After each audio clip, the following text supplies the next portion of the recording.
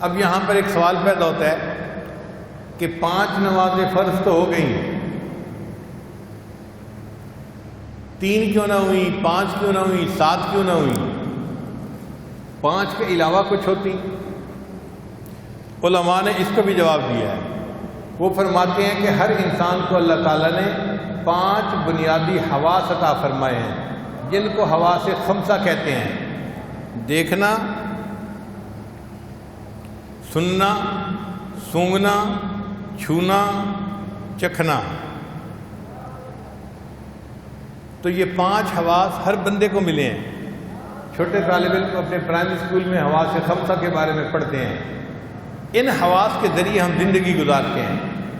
اللہ نے 5 نمازیں فرض فرمائی، میرے بندو تم 5 نمازیں روزانہ ادا کرو گے تو حواس خمسہ کا شکر ادا کرنے والے کہلاؤ گے۔ بعض علماء نے اس کا جواب یہ دیا کہ 5 بنیادی ضروریات ہیں، ہر بندے کو چاہیے: کھانا، پینا، لباس، مکان، بیوی۔ یہ 5 بنیادی ضرورت ہوتی ہے، ہر بندے کو زندگی گزارنے کے لیے ان 5 نعمتوں کی ضرورت ہے۔ تو اللہ نے 5 نمازیں فرض ادا کی، جو 5 نمازیں پڑھے گا وہ ان 5 نعمتوں کا شکر ادا کرنے والا بندہ بن جائے گا۔ اور بعض علماء نے اس کا جواب اور خوبصورت دیا، وہ فرماتے ہیں کہ 5 ایسی مصیبتیں ہیں جو ہر بندے پر آنی ہیں، نیک ہو یا بد ہو، ولی ہو یا نبی ہو، ہر ایک کے اوپر وہ مصیبتیں آنی ہیں۔ ان مصیبتوں میں سے بندے کو گزرنا پڑے گا۔ وہ کون سی 5 مصیبتیں ہیں؟ موت، قبر، حشر، پل صراط اور میزان۔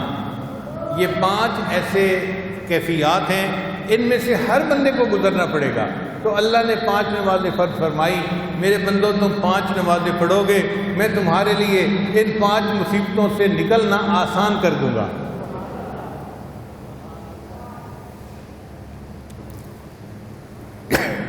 طالب علم کے ذہن میں ایک سوال اور پیدا ہوتا ہے کہ 5 نمازیں تھیں تو پھر فجر کے وقت نماز کیوں فرض فرمائی گئی؟ علماء نے اس کا جواب دیا، ایک حکمت تو یہ کہ اللہ نے فرمایا میرے بندے تو دن کی ابتدا میری یاد سے کر، میری عبادت سے کر، میں سارا دن تیرے کاموں میں تیری مدد کروں گا۔ چنانچہ جو لوگ فجر کی نماز ادا کرتے ہیں ان کی زندگی میں برکت ہوتی ہے، ان کے کاموں میں برکت ہوتی ہے، اللہ ان کے ساتھ برکت کا معاملہ فرما رہے ہوتے ہیں۔ اور ایک وجہ یہ بھی تھی کہ فجر کے وقت حضرت یوسف علیہ السلام کی پریشانی ختم ہوئی تھی۔ بھائیوں نے یوسف علیہ السلام کو عشاء کے بعد کنویں کے اندر ڈال دیا تھا۔ اب یوسف علیہ السلام چھوٹی عمر کے تھے، چھوٹی عمر کا بچہ کمزور دل ہوتا ہے، پھر جنگل تھا، تنہائی تھی، اور زیادہ پریشانی، پھر رات کا اندھیرا تھا، تو پریشانی بہت زیادہ ہو گئی تھی، اور کرنے والے سگے بھائی تھے، تو پریشانی اور بڑھ گئی کہ میرے بھائیوں نے میرے ساتھ کیا کیا، جو میرے محافظ تھے وہ مجھے یہاں پھینک کے چلے گئے۔ تو یوسف علیہ السلام بہت پریشان تھے اس اندھیرے میں، اور سوچتے تھے اب پتہ نہیں میں دن کی روشنی دیکھ سکوں گا یا نہیں دیکھ سکوں گا۔ پریشانی میں وہ وقت گزرا، ساری رات گزر گئی، حتیٰ کہ صبح سحری کا وقت شروع ہو گیا، صبح صادق کا وقت جس کو کہتے ہیں۔ تو کنویں کے اندر تھوڑی سی روشنی آئی، تو یوسف علیہ السلام کو امید لگ گئی کہ نہیں، اندھیرا ختم بھی ہو سکتا ہے اور دوبارہ روشنی بھی میں دیکھ سکتا ہوں۔ تو یوسف علیہ السلام نے دعا کی، یا اللہ میرے کرب کو بھی دور کر دے، اور پوری دنیا میں جتنے لوگ کرب میں مبتلا ہیں سب کے کرب کو دور کر دے۔ مفسرین نے لکھا اللہ تعالیٰ نے یوسف علیہ السلام کی دعا کو قبول کر لیا۔ آپ غور کریں، جو بندہ بیمار ہو، پریشان ہو، سحری کا وقت ایسا وقت ہے اس کی پریشانی کم ہو جاتی ہے۔ ڈاکٹر ہسپتالوں میں کہتے ہیں مریضوں کی جو ہے وہ ریڈنگ ٹھیک ہو جاتی ہیں، بلڈ پریشر ٹھیک ہو جاتا ہے، ان کی شوگر کا لیول ٹھیک ہو جاتا ہے، ان کی کیفیات ٹھیک ہو جاتی ہیں، سکون ہو جاتا ہے۔ یہ یوسف علیہ السلام کی دعا ہے جس کے اثرات آج بھی ہمیں نظر آ رہے ہیں۔ جس گھر میں کوئی فوت ہو جائے سارا دن لوگ روتے ہیں، پریشان رہتے ہیں۔ آپ دیکھیں اس گھر میں جب سحری کا وقت آئے گا سب سوئے پڑے ہوں گے، سکون آ جاتی ہے، سب کو نیند آ جاتی ہے۔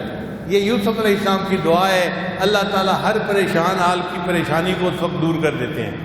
چنانچہ رب کریم نے ارشاد فرمایا کہ اے میرے بندو، جیسے یوسف علیہ السلام نے دعا مانگی تھی، تم بھی سحری کے بعد جب نماز ادا کرو گے میں تمہاری زندگی سے کرب اور پریشانیوں کو بھی دور کر دوں گا، تمہارے غموں کی جو تاریک رات ہے ختم ہو جائے گی اور اللہ تعالیٰ خوشیوں کا اجالا پھر تمہیں دکھا دیں گے۔ پھر ظہر کی نماز سورج ڈھلنے پر ادا کی گئی، اس میں کیا حکمت ہے؟ ایک حکمت تو یہ کہ میرے بندو، تم اس دھوپ کے وقت میں اپنے اللہ کی عبادت کرو گے، میں اس کے بدلے قیامت کے دن کی دھوپ سے تمہیں امن عطا فرماؤں گا۔ اور دوسری حکمت یہ تھی کہ اللہ نے فرمایا میرے بندو، دنیا میں چڑھتے سورج کی پوجا کرنے والے تو بڑے ہوتے ہیں، تم دکھا دو کہ تم سورج کی پرستش نہیں کرتے، جب وہ ڈھلنا شروع ہوگا تم اپنے رب کی عبادت کر کے بتا دو ہم مواحد ہیں، ہمارا شرک کے ساتھ کوئی تعلق نہیں ہے۔ پھر عصر کی نماز اللہ نے کیوں فرض فرمائی؟ کہ ہر انسان کے ساتھ دو فرشتے ہیں، ان کو کرامن کاتبین کہتے ہیں، وہ انسان کے نیک اور بد اعمال کو لکھتے ہیں، ریکارڈ بناتے ہیں۔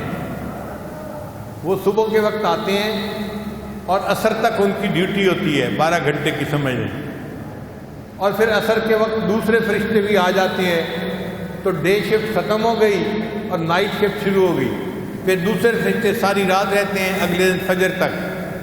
تو عصر کا وقت وہ وقت ہے جس وقت چاروں فرشتے ایک وقت میں اکٹھے ہوتے ہیں۔ اللہ نے نماز فرض فرمائی، میرے بندو تم عصر کی نماز ادا کرو گے، تمہاری نماز پڑھنے پر زیادہ فرشتے گواہی دیں گے، میرے لیے تمہیں بخش دینا آسان ہو جائے گا۔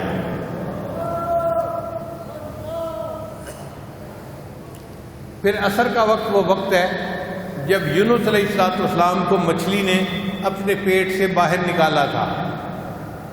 حضرت یونس علیہ السلام اللہ کے پیغمبر تھے، اللہ کے حکم سے ایک مچھلی نے ان کو نگل لیا تھا۔ اب یونس علیہ السلام 3 اندھیروں میں تھے، مچھلی کے پیٹ کا اندھیرا، دوسرا پانی کا اندھیرا اور تیسرا رات کا اندھیرا۔ 3 اندھیرے، یعنی اندھیرے پر اندھیرا، اس کے اوپر پھر اندھیرا، اب کتنا گپ اندھیرا ہوگا۔ تو یونس علیہ السلام کو وہاں سے نکلنے کی کوئی صورت نظر نہیں آتی تھی، کوئی مخرج نظر نہیں آتا تھا کہ میں مچھلی کے پیٹ سے کیسے نکلوں گا۔ تو انہوں نے کیا کیا؟ انہوں نے اللہ کے سامنے استغفار کیا، تسبیح پڑھی، لا الہ الا انت سبحانک انی کنت من الظالمین۔ اللہ نے ان کی تسبیح کو قبول فرمایا اور مچھلی کو حکم دیا مچھلی میرے یونس علیہ السلام کو پیٹ سے باہر نکال دے۔ تو یونس علیہ السلام کو مچھلی نے عصر کے وقت سمندر کے کنارے کے اوپر لا کر ڈال دیا تھا۔ تو عصر کی نماز اس لیے فرض کی گئی کہ اے میرے بندو تم عصر کی نماز پڑھو گے تو تم بھی کئی مرتبہ مصیبتوں کی مچھلی کے پیٹ میں پھنسے ہوئے ہوتے ہو۔ کئی بندے قرض کی مچھلی کے پیٹ میں پھنسے ہوتے ہیں، قرض ادا ہی نہیں ہوتا۔ کئی بندوں کا کاروبار ایسا اٹکا ہوا ہوتا ہے، چلتا ہی نہیں، ٹکرے مارتے ہیں، کوششیں کرتے ہیں، کاروبار آگے بڑھتا ہی نہیں، ایسے لگتا ہے حالات کی مچھلی کے پیٹ میں پھنس گئے۔ اللہ نے فرمایا جب تمہیں بھی مچھلی کے پیٹ سے نکلنے کی کوئی صورت نظر نہیں آئے گی، عصر کی نماز ادا کرنا، میں تمہیں حالات کی مچھلی کے پیٹ سے نکال دوں گا۔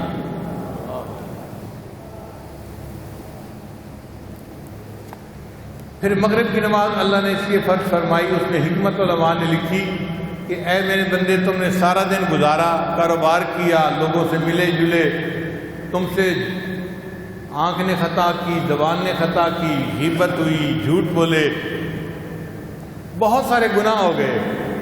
اب اگر تم مغرب کے وقت نماز ادا کرو گے تو پورے دن میں تم نے جتنے بھی گناہ کیے ہوں گے میں اس مغرب کی نماز کے بدلے تمہارے سارے دن کے گناہوں کو معاف فرما دوں گا۔ اس لیے مغرب کی نماز کے وقت انسان پورے دن کے گناہوں سے گویا تو طائب ہو جاتا ہے۔ پھر عشاء کی نماز اللہ رب العزت نے اس امت پر فرض فرمائی، باقی امتوں پہ باقی نمازیں تو فرض ہوئیں، عشاء کی نماز کسی امت پر فرض نہیں ہوئی۔ یہ امت محمدیہ کی خصوصیت ہے. اللہ نے ان کو عشاء کی نماز بھی عطا فرما دی. اس میں حکمت کیا تھی؟ علماء نے لکھا حکمت یہ تھی کہ نبی علیہ السلام کو معراج عشاء کی نماز کے بعد عطا ہوا تھا. اللہ نے فرمایا میرے محبوب آپ نے عشاء کی نماز ادا کی اور آپ کو میں نے معراج عطا فرما دیا. آپ کی امت عشاء کی نماز ادا کرے گی، میں ان کو روحانی معراج عطا فرما دوں گا.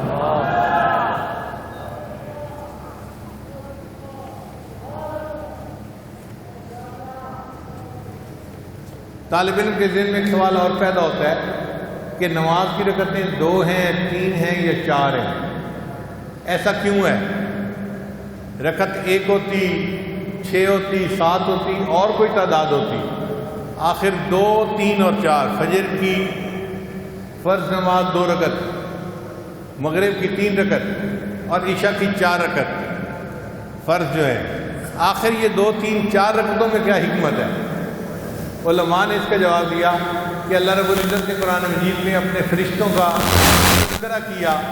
فرمایا جاعل الملائکۃ رسلا اولی اجنحۃ مثنی وثلاث ورباع. اللہ نے فرشتوں کو پیدا کیا اور ان کو پرواز کے لیے اللہ نے 2 پر عطا فرمائے، 3 پر عطا فرمائے، 4 پر عطا فرمائے.